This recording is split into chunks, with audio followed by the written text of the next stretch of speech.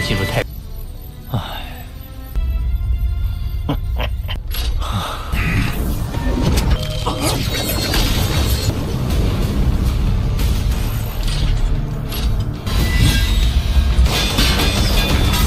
嫂子，与碧蓝星商务部的。专心修炼，接下来的路。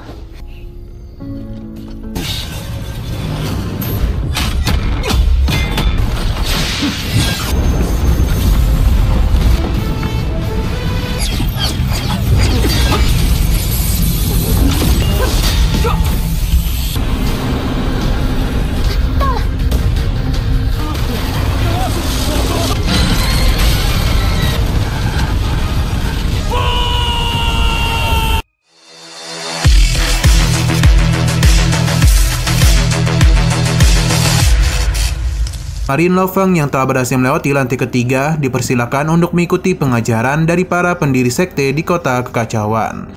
Lo Feng tentu pergi ke kelas dari Kaisar Truyan. Di sana ia juga mendengar kalau Truyan tidak akan mungkin menerima murid lagi. Walaupun begitu, Lo Feng tetap memberanikan diri. Usaha yang dia lakukan pun membuahkan hasil, yang mana Kaisar Truyan menerima Lo Feng menjadi muridnya. Kini dia pun menimba ilmu dari Kaisar Truyan. Terlebih lagi, dia itu sangatlah hebat dalam penggunaan kekuatan hukum ruang. Waktu kembali berlalu dengan begitu cepat, yang mana Lo Feng tidaklah memiliki waktu lama lagi berada di kota kekacauan, dan akan kembali memulai latihannya yang sebenarnya. Sebelum pergi, Lo Feng sempat-sempatnya menantang jembatan Tongtian, dan siapa yang menduga kalau ia berhasil menyelesaikan lantai kelima, dan menyamai rekor dari Bolan. Sepertinya Bolan tidaklah terima kalau rekornya disamai oleh Lo Feng. Maka karena itulah ia pun kembali memberikan tantangan kepada jembatan Tongtian. Ia pun berhasil menyelesaikan lantai ke-6. Sekarang kita akan melanjutkan episode terbarunya.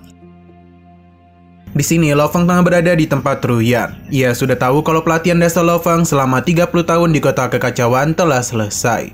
Jadi sekarang Lo Feng akan pergi ke domain Taichu.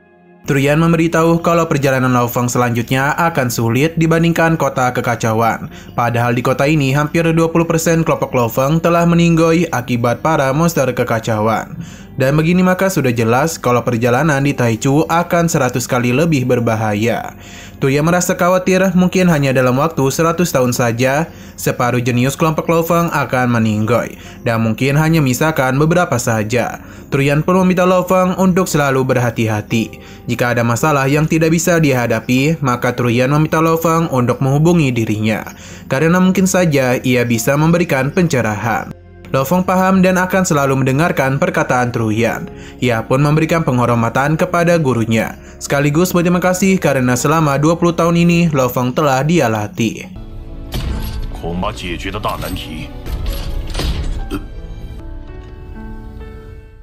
Setelah semua itu, pesawat yang menjemput para jenius ke wilayah selanjutnya pun telah tiba. Lo Feng bersama jenius lainnya pun mulai melakukan perjalanan panjang mereka. Terlihat kalau dari dalam pesawat itu, Lo Feng bisa mengawasi para binatang kekacauan yang berada di luar kota kekacauan. Teriakan dari para monster ini memang menakutkan, namun tidak lagi untuk Abang Lo Feng. Sebab dalam 30 tahun di kota kekacauan, Lo Feng telah berhasil menguasai gambar pertama dari tetesan hujan. Pemahaman hukum ruang angkasa Lo Feng juga telah lebih besar. Dua tubuh Lo Feng juga telah mencapai peningkatan yang luar biasa sejak berada di kota kekacauan. Setelah tiba di Taichu, Lo Feng berencana untuk meningkatkan latihannya, karena ancaman serangga Zek masihlah terus menghantui Lo Feng.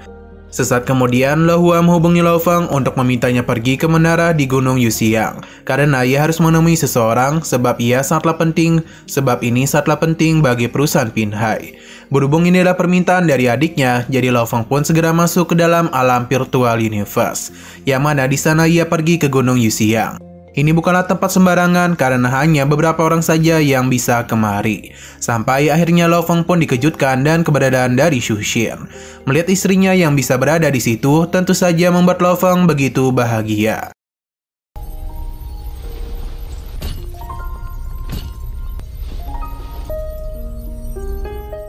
Lo Feng pun mengajak istrinya untuk minum dulu, yang sepertinya Xu Xin belumlah menjelaskan mana kesepakatan yang perusahaan Pinhai lakukan.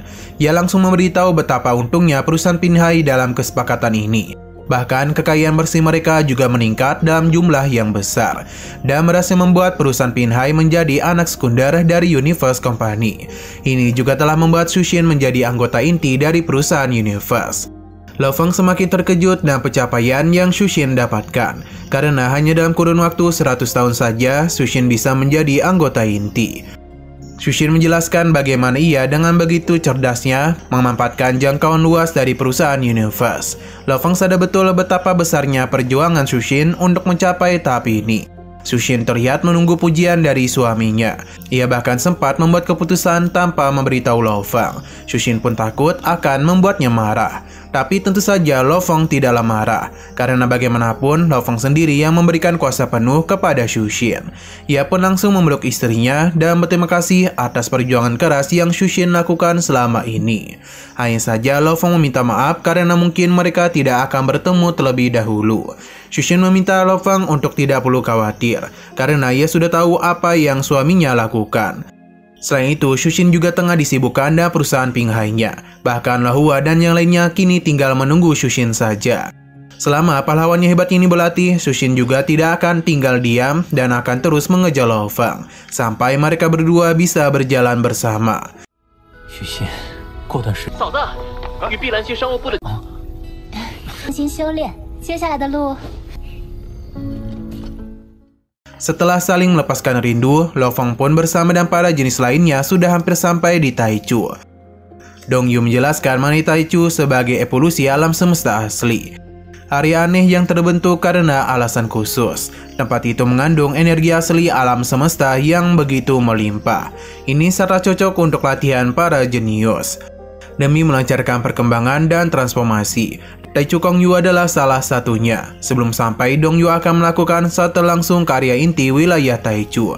Jadi para jenius diminta untuk duduk dengan santuy. Dalam sekejap saja, lompatan ruang yang mereka lakukan telah selesai dalam hitungan menit saja. Dong Yu pun memperkenalkan kepada mereka inilah alam semesta asli. Wilayah ini memiliki luas sekitar 5 juta tahun cahaya. Penuh dengan benda langit dan kehidupan indah yang tak terhitung jumlahnya. Ini juga merupakan tempat pelatihan yang berbahaya. Sesaat kemudian mereka telah tiba di wilayah Taichu. Dong Yu akan mengantar para jenius sampai ke kediaman mereka. Sistem juga telah mengatur sumber daya pelatihan tersendiri pada wilayah Taichu. Jadi mereka bisa berlatih sepuasnya. Inilah yang ditunggu-tunggu oleh Lo Feng. Tidak membuang waktu lagi, Lo Feng langsung saja melakukan pelatihan. Awalnya dia mengira kalau perkembangannya akan meningkat di tempat ini. Namun siapa yang mengira hal sebaliknya malah terjadi. Lo Feng begitu kesulitan untuk mencapai tahap selanjutnya. Ia pun menemui Rongjun dan Wuka yang sepertinya mereka tahu Lo Feng mengalami kesulitan. Hal ini sangatlah disukai oleh Gasely.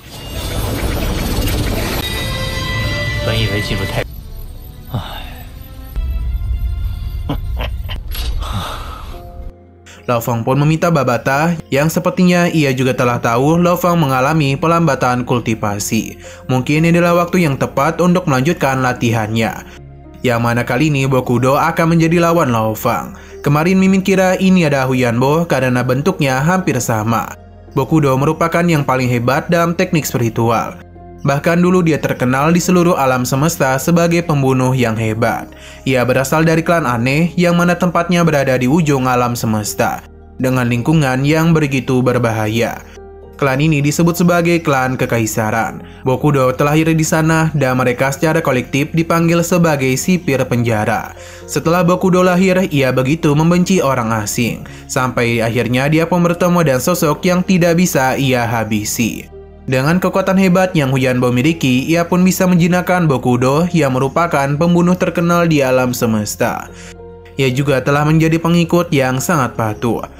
Bokudo pun mulai Babata aktifkan, yang mana dalam sekejap saja ia pun mulai melakukan pergerakan yang sangat cepat dan langsung saja menghabisi Lo Feng dalam sekali pejaman mata saja. Inilah alasan mengapa Bokudo dipanggil sebagai pelayan terkuat Huyanbo. Lo Feng pun kembali dan tanpa berlama-lama pertarungan pun dimulai. Dan inilah pertama kalinya Lo Feng bertemu dengan lawan yang memiliki kekuatan yang sama namun dengan kekuatan yang sangatlah hebat. Ia ingin melihat seberapa hebat Bokudo itu.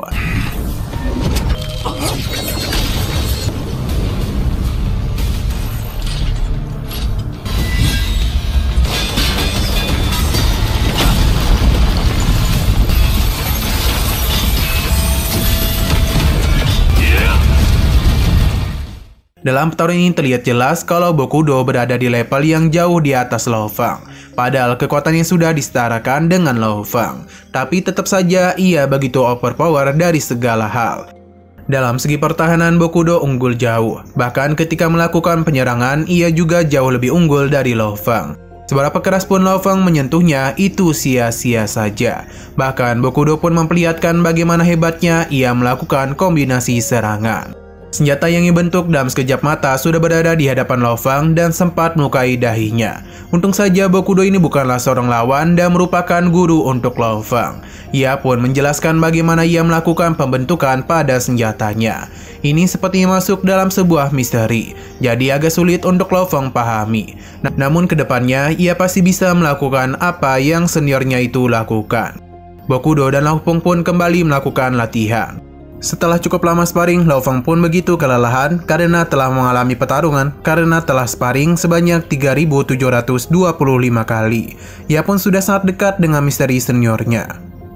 Namun kenapa ia belum bisa menerobos dan tidak dapat memahaminya? Lo Fang pun curhat kepada Truyan, yang mana ia mewajarkan permasalahan Lo Fang. Sebab di alam semesta awal tidak ada hukum asli seperti kota kekacauan. Jadi semuanya tergantung pada pemahaman Lo Fang sendiri. Truyan memberikan nasihat untuk membeli gulungan ruang dan waktu agar bisa membantu Lo Fang. Dia yakin ini sangatlah berguna untuknya. Lo Fang tentu saja senang dengan hal itu. Esai ruang dan waktu tertulis dalam monumen 9 kekacauan. Catatan ini berguna untuk memudahkan pemahaman pada monumen kekacauan. Selain itu memiliki begitu banyak teknik rahasia, mungkin sekitar 10.000 lebih. 9 monumen itu saling mereplikasikan diri dengan 9 gambar. Jadi untuk bisa memahami dengan mudah, metode ini pun dibagi menjadi 9 jilid. Setidaknya untuk membeli satu jilid adalah 100 miliar. Tapi sebagai anggota inti, Lo Fang mendapatkan diskon besar-besaran akhir tahun. Jadi jika dia membeli 2 volume, maka dia hanya perlu menggunakan 10.000 poin saja.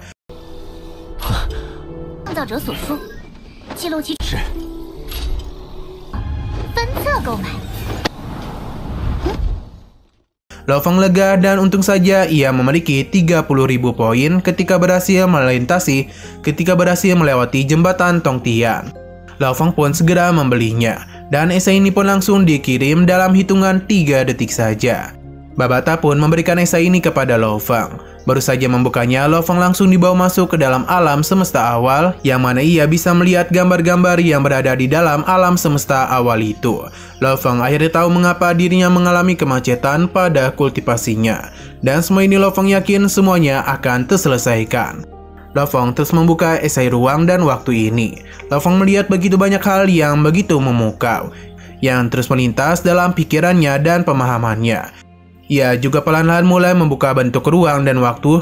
Ia juga perlahan-lahan mulai memahami bentuk ruang dan waktu dengan begitu jelas pada senjatanya.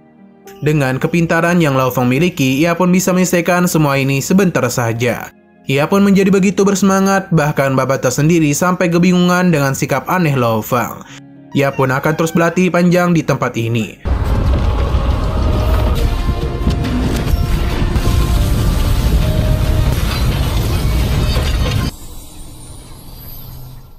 Nah, waktu terus saja berlalu, yang mana Lo Fang menghabiskan latihan di tempat ini. Sedangkan Babata tengah santuy bermain catur sampai akhirnya ia pun dipanggil.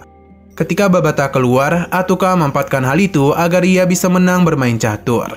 Nah, ternyata Lo Fang telah melakukan latihan selama 32 hari. Pemahaman Lo Fang tentang esai sebelumnya telah membuahkan hasil yang begitu bagus. Ia telah mempelajari 3.219 teknik rahasia dari monumen kekacauan 9 tetesan hujan.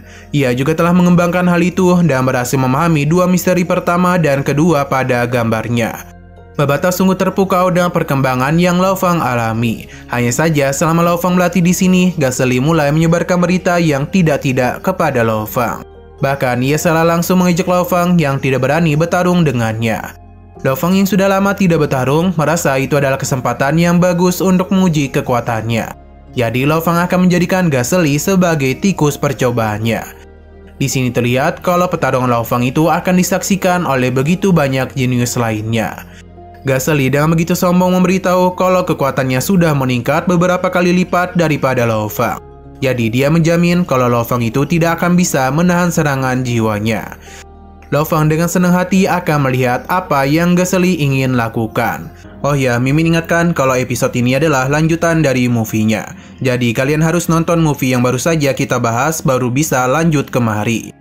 Lo Fang senang karena misinya di dunia Sungai Darah telah berhasil dirinya selesaikan. Namun simbol serangga Zek yang sebelumnya Lo Fang temukan di dunia Sungai Darah membuat dia sadar kalau invasi dari para serangga Zek jauh melampaui imajinasinya. Selama induk Zek masih berada di bumi, maka ancaman akan selalu menghantui mereka. Selama 80 tahun perjalanan Lo Fang di benua Sungai Darah telah membantu perkembangannya dan sangatlah baik untuk kekuatan dan persepsinya, terutama monster tanduk emas yang telah menyerap begitu banyak kristal darah. Hanya saja menghadapi hukum alam semesta yang tidak ada habisnya ini, perjalanan Lo Fang hanyalah sebuah langkah kecil saja. Lo Fang tidaklah boleh berhenti sampai di sini saja. Ia harus mempersiapkan diri secepat mungkin, karena bagaimanapun ia tidak tahu kapan bahaya datang menghampirinya. Nah, Lo Fang pun mengeluarkan sebuah kotak. Tapi sebelum itu kita dibawa ke beberapa waktu yang lalu.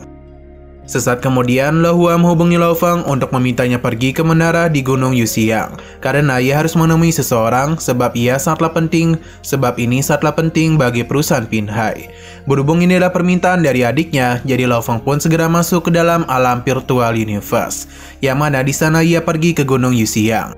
Ini bukanlah tempat sembarangan karena hanya beberapa orang saja yang bisa kemari. Sampai akhirnya Lo Fang pun dikejutkan dan keberadaan dari Xu Xin. Melihat istrinya yang bisa berada di situ tentu saja membuat Lo Fang begitu bahagia.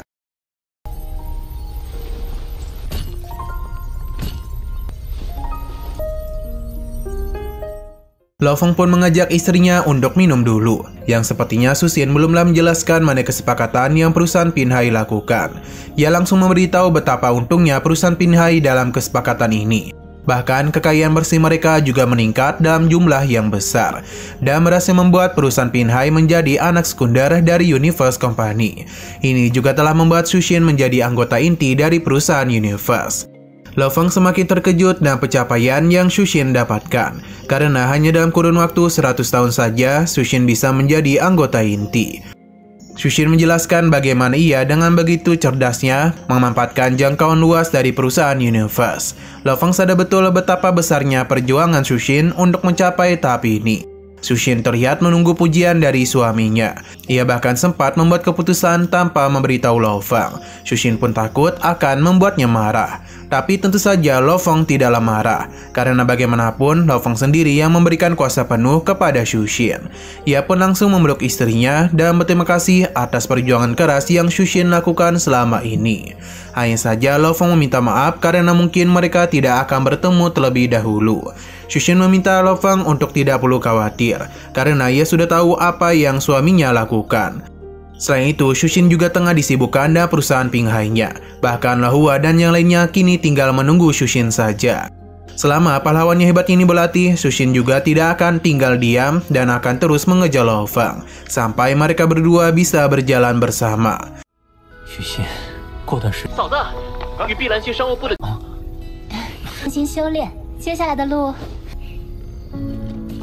Hanya saja selama Lo Fang berlatih di sini, Gasly mulai menyebarkan berita yang tidak-tidak kepada Lo Fang. Bahkan ia salah langsung mengejek Lo Fang yang tidak berani bertarung dengannya. Lo Fang yang sudah lama tidak bertarung merasa itu adalah kesempatan yang bagus untuk menguji kekuatannya. Jadi Lo Fang akan menjadikan Gasly sebagai tikus percobaannya. Di sini terlihat kalau pertarungan Lo Fang itu akan disaksikan oleh begitu banyak jenius lainnya. Gasly dengan begitu sombong memberitahu kalau kekuatannya sudah meningkat beberapa kali lipat daripada Lo Fang. Jadi dia menjamin kalau Lo Fang itu tidak akan bisa menahan serangan jiwanya. Lo Fang dengan senang hati akan melihat apa yang Gasly ingin lakukan. Gasly yang begitu membicu Lo Fang mulai melakukan penyerangan kepadanya. Dalam pertarungan itu terlihat jelas kalau lagi dan lagi Gasly berusaha menggunakan kekuatan jiwanya agar bisa membawa Lo Fang masuk ke dalam ilusinya. Akan tetapi Lo Fang tidaklah seperti dulu, karena bagaimanapun kekuatan jiwa yang Lo Fang miliki sudah berkembang dan bahkan memberikan perlawanan kepada kekuatan Gasly. Ini pun membuatnya sangat terkejut. Terlebih lagi Lo Fang langsung saja melancarkan serang balik kepadanya dan menggunakan teknik yang telah dirinya sempurnakan. Gasly tidak menyerah dan mencoba untuk memberikan perlawanan. Namun di hadapan Lo Feng yang sekarang, Gasly bukanlah apa-apa. Dan bentuk keempat dari Nanshan Upperman, Lo Feng pun telah berhasil menggeprek Gasly. Dan begini pertarungan pun telah berhasil dimenangkan olehnya.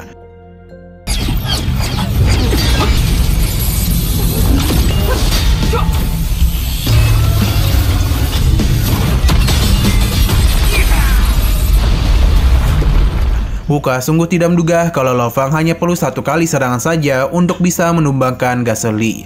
Dan begini Gasly tidak akan bisa ngebacot lagi. Lo Feng memuji perkembangan dari Gasly, namun bukan dia saja yang telah berkembang, tapi dirinya juga. Gasly yang habis digeprek ingin berbicara kepada Lo Feng. Namun Babata mendapatkan pesan darurat dan Lo Feng pun pergi dari sana. Ini pun membuat Gasly semakin marah kepada Lo Feng karena dianggap tidak dipedulikan. Siang berpindah ke hutan di bumi, yang mana saat ini Shushin melaporkan kepada Lo Feng mengenai gelombang kecil yang dipancarkan oleh serangga Zerg. Ini diikuti juga dengan kebocoran gas beracun, namun sekarang sudah kembali normal. Mereka tidak tahu apa yang terjadi. Lo Feng meminta untuk meningkatkan pertahanan dan meminta Shushin untuk selalu berhati-hati. Apapun yang terjadi, Shushin harus segera menghubungi dirinya. Lo Feng tidak bisa membuang waktu lagi dan kekuatannya harus bisa mengalahkan para serangga Zerg. Lo Feng pun meminta Babata untuk mencari cara agar bisa mendapatkan poin yang lebih banyak lagi. Yang mana Babata mempunyai satu ide. Siang berpindah ke sebuah tempat yang mana saat ini Lo Feng bisa melihat dengan jelas ada begitu banyak pilar-pilar listrik. Dan secara tiba-tiba saja Lo Feng pun diseret ke bawah yang seakan-akan ditarik masuk ke dalam lautan. Ini merupakan lautan ilusi untuk menguji seorang kultivator. Setiap tingkat yang lebih dalam maka semakin berlipat ganda juga gangguan pikiran yang Lo Feng terima. Babata meminta Lo Feng untuk tidak ceroboh. Lo Feng paham dengan apa yang dia katakan. Arena yang berada di dalam lautan itu pun perlahan-lahan mulai naik ke permukaan laut yang mana Lo Feng akan berlatih di tempat ini. Demi bisa meningkatkan kekuatannya, tentu Lo Feng harus memiliki lawan dalam latihan.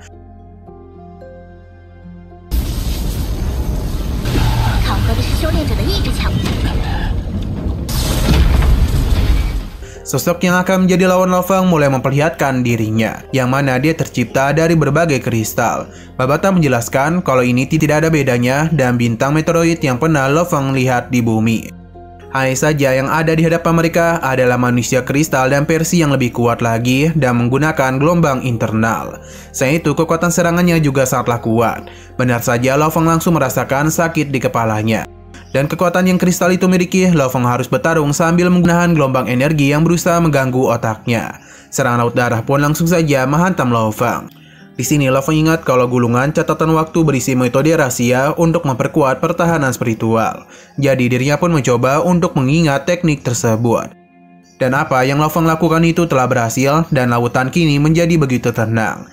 Hanya saja Lo Feng itu sempat diganggu dan pemandang Shushin yang dalam bahaya.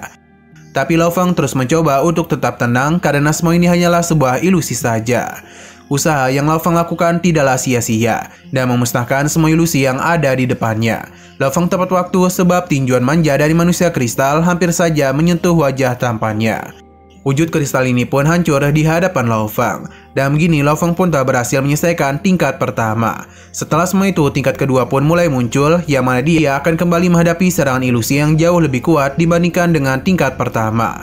Meskipun begitu, Lo Feng tetap bisa melawan. Secara perlahan namun pasti, Lo Feng terus naik tingkat dan menghadapi berbagai ilusi yang berbeda-beda juga.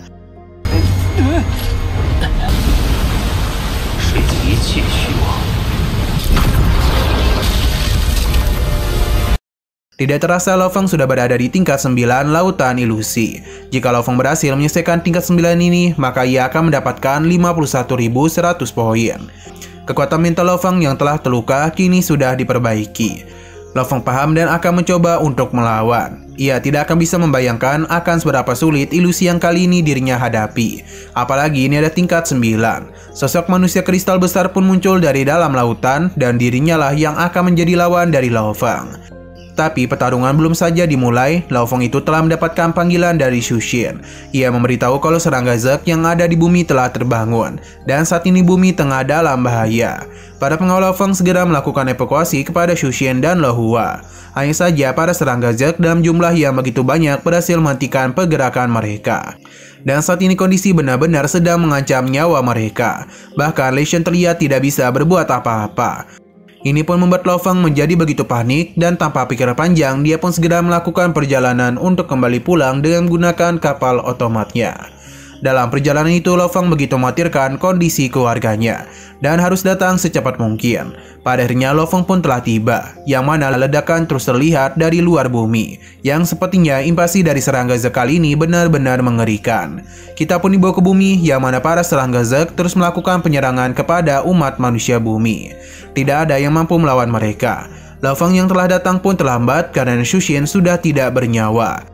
Ini pun membuat Lo Fang menjadi begitu marah dan bahkan kemarahan Lo Fang itu menghancurkan bumi.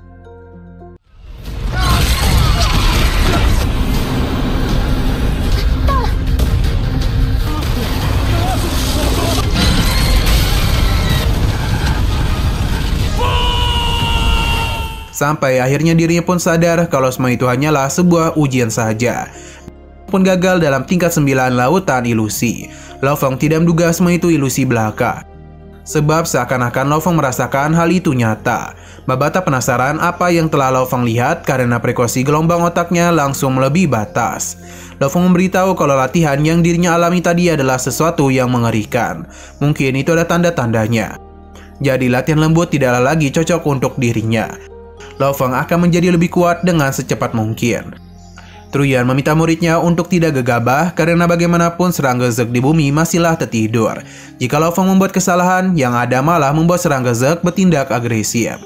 Truyan memberitahu kalau ini adalah keputusan bulat yang telah diambil manajemen senior pertahanan setelah mereka melakukan pengamatan. Jadi Lo Fang tidak perlu merasa khawatir. Mendengar apa yang dikatakan membuat Lo Fang menjadi agak tenang. Truyan tahu apa yang Lo Fang khawatirkan. Jadi sebagai gurunya, Truyan pun memberikan sebuah harta yang akan dirinya percayakan kepada Lo Fang. Dia hanya perlu meletakkannya di luar sarang serangga saja. Jika ada perubahan maka Truyan bisa merasakan dan dirinya akan mengirim pot ajaib datang ke bumi dan akan sepenuhnya membantu Lo Fang. Lo Fang pun berterima kasih dan percaya dengan apa yang gurunya katakan. Setelah semua itu Lo Fang pun kembali lagi ke jembatan Tong Tian. Dan kali ini dirinya akan menantang lantai ke-7. Untuk menjadi kuat, Lo Fang harus masuk ke wilayah asli dan mendapatkan rahasia pengendalian induk serangga Zek. Lo Fang harus bertindak melangkah lebih jauh dari teman-temannya. Selama 80 tahun ini, Bolan telah gagal melewati jembatan Tong Tian dalam ke-7 kalinya. Lo Fang penasaran apakah ia bisa melakukan hal itu atau tidak. Lo Fang akan mencoba melihat perkembangannya setelah 80 tahun berlatih di dunia Sungai Darah. Lo Fang pun bersiap untuk menyelesaikan jembatan Tong Tian. Zhang Bo memberitahu kita kalau tidak ada satupun orang yang berhasil melewati lantai ke-7 selama mereka berada di wilayah asli pertama. Penasaran apakah Lo Fang bisa melakukan hal tersebut dan mengejutkan mereka.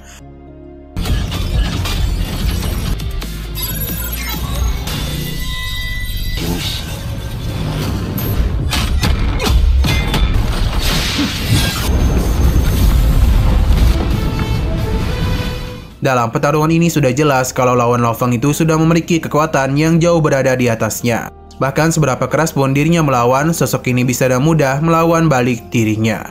Akan tetapi Lo Fang tiada niatan untuk menyerah. Untuk bisa menerima esensi ruang dan waktu jilid ketiga, maka Lo Fang juga harus menerapkan pemahaman dari momen kekacauan 9 tetesan hujan. Lo Fang akan mengubah tetesan hujan menjadi meteoroid yang jatuh. Lo Fang akan menggunakan kekuatannya untuk bisa menciptakan dunia. Kali ini kekuatan yang begitu besar pun keluar dari dalam diri Lo Fang, dan dirinya bersiap untuk melakukan serangan kepadanya. Apa yang Lo Fang lakukan itu tidak dibiarkan oleh sosok ini. Ia memberikan perlawanan untuk bisa menghancurkan kekuatan Lo Fang. Mereka berdua langsung saja menggunakan tingkat ke-6 dari perubahan Nansen Apraman. Ledakan besar pun tercipta dan siapa yang menduga kalau Lo Fang itu bisa mengimbangi sosok yang berada di lantai ke-7 dengan levelnya sekarang. Dalam adu serangan itu sosok ini berusaha untuk menekannya, tapi Lo Fang tidaklah menyerah dan terus memberikan perlawanan. Bahkan hukum asli emas milik monster tanduk emas juga dirinya gunakan untuk bisa melawan balik sosok itu.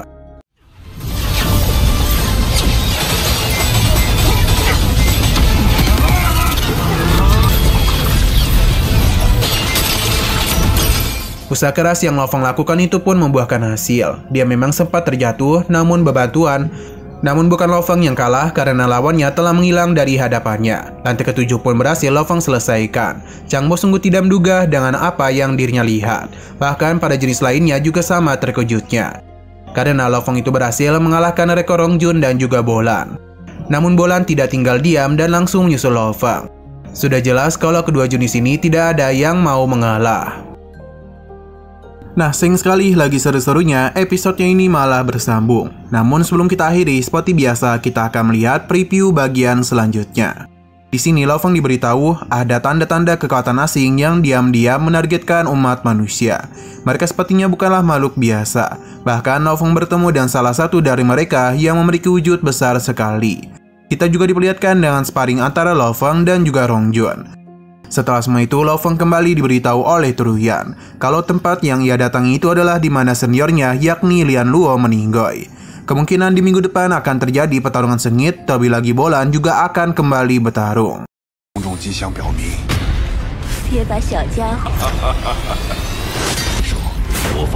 Oke, sekian dulu pada video kali ini. Untuk video selanjutnya akan segera hadir. Jadi bagi kalian yang mengikuti series ini, langsung saja klik subscribe dan aktifkan loncengnya. Terima kasih yang sudah menonton video sampai habis. Jika kalian suka pada video ini, klik like dan share ke teman-teman kalian tentang channel ini. Dan ditunggu aja kelanjutannya. Oke, sampai jumpa di video selanjutnya.